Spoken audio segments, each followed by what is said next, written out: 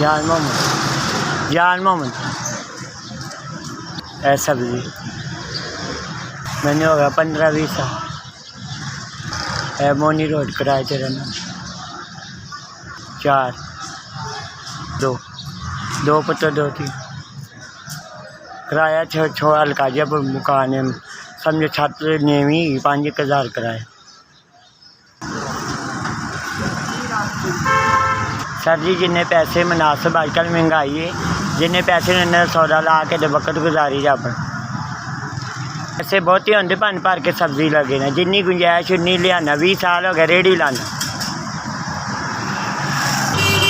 ए sir जी पर्ची गोडे च मेरे में गैब और पट्ठियां की दर्द 200 की 150 की रोज़ तो दवाई आ जाती है मेरे बाबू जी।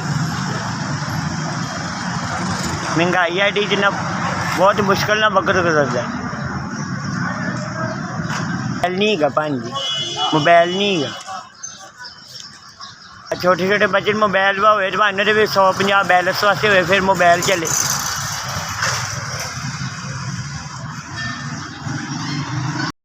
कोई मसला मसाल तो नहीं होएगा।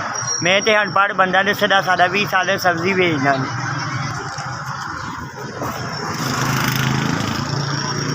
भाई जिन्हें 4,000 दिता वही जिंदगी हो तो बच्चों ने भी अल्लाह ताला उन्होंने उस तो ज़्यादा दे। तो फिर अल्लाह ताला जिन्होंने मेरी मदद की, अल्लाह खैर खरावा, अल्लाह बरकत इज्जत दे। सोना रब की ज़ात अल्लाह और दे। अपनी मदद कर दें जी, अल्लाह ताला खुशियाँ दे।